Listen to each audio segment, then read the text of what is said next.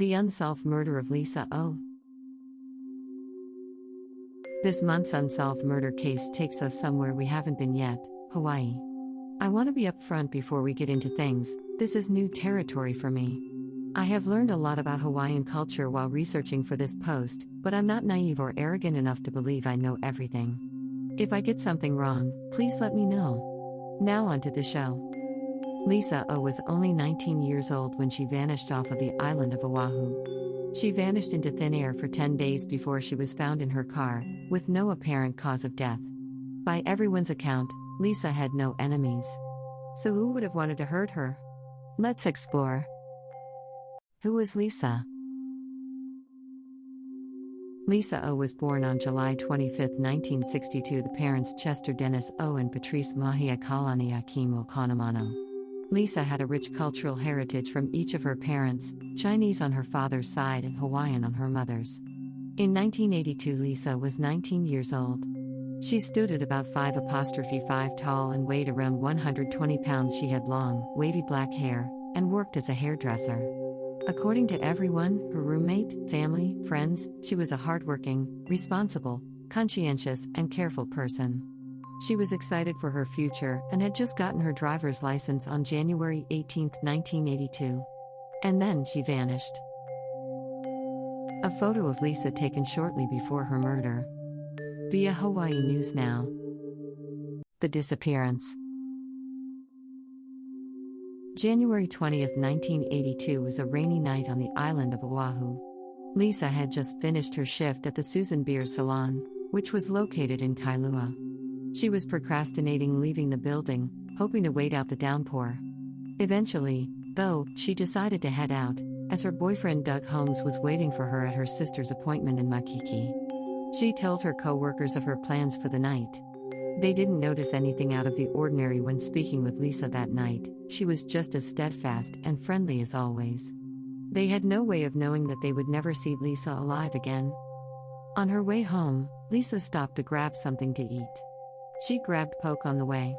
This was the last time anyone, apart from her murderer.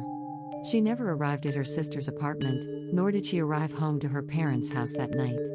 Worried, Lisa's parents called Doug the next morning to ask what had happened. He claimed not to know, but agreed to search for Lisa. And then he found Lisa's car. Body discovery and investigation. This is where things get strange. Doug called the police to report that Lisa had not returned home the previous night and that he had found her car in a strange state. When the officer arrived at the scene, he examined the car. It was parked on the side of the highway with windows rolled down, despite the previous night's rain. There was a substantial amount of standing water in the car. The seats were sopping wet. Lisa's purse was on the passenger seat, but was not wet. It would seem that the purse had been returned to the scene once the rain cleared up. The officer also mentioned that there were apparent scratches on Doug's face. Despite its weirdness, the car did not provide any leads as to where Lisa went or what happened to her, so the community sprang into action.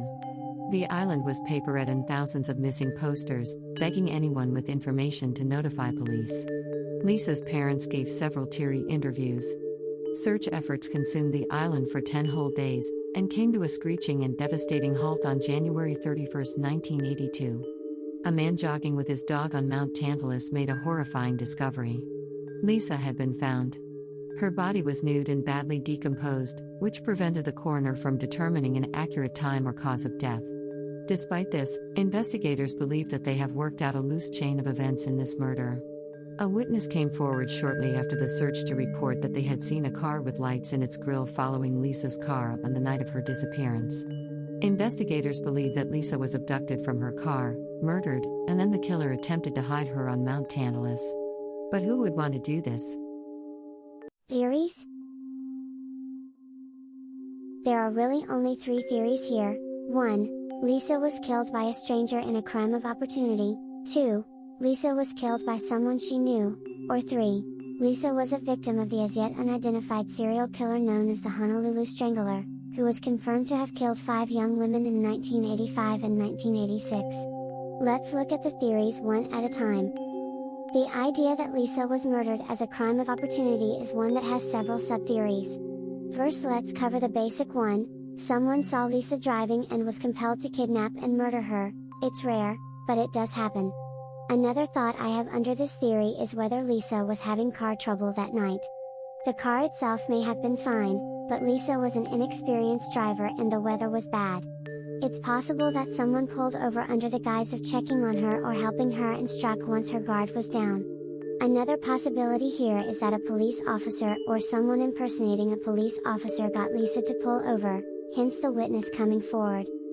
Lisa being killed by someone she knew is a bit less likely to me, but it's possible that a friend or an acquaintance took advantage of Lisa's friendliness for their own nefarious means. Something that comes to mind here is that perhaps she had turned down dating someone and they took it badly, or this person believed she slighted or disrespected them in some way. This is pure speculation, but it's a scenario that is disturbingly common. The final theory is that Lisa was one of the first victims of the Honolulu Strangler. This serial killer has remained unidentified for over 30 years and has been conclusively linked to the murders of 5 women, all aged between 17 and 36. Lisa does fall into this victim profile.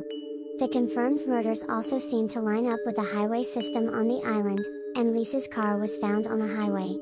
This theory closely coincides with the first theory in that he would have been a stranger to Lisa and may have lulled her into a false sense of security before striking. The only difference here is in stating that the stranger could have been a serial killer. This type of case is impossible to come to a conclusion on, as there is so little to go on. I lean towards Lisa pulling over for someone she thought was a police officer. She was an inexperienced driver and would likely not know how a traffic stop is likely to go. This, in addition to the inherent power differential in the encounter, would have left Lisa incredibly vulnerable. This theory also explains the witness seeing the car with lights in its grille. Whether the stranger was the Honolulu Strangler or not is impossible to say, however, especially due to the fact that we do not know how Lisa was murdered. Investigating agencies. This past January marked 39 years since Lisa was murdered. That's nearly 4 decades that her family and community have gone without answers. Nearly 4 decades of Lisa's murderer not being brought to justice. If you or someone you know has any information about Lisa's disappearance or subsequent murder, no matter how small, please report it to the proper authorities.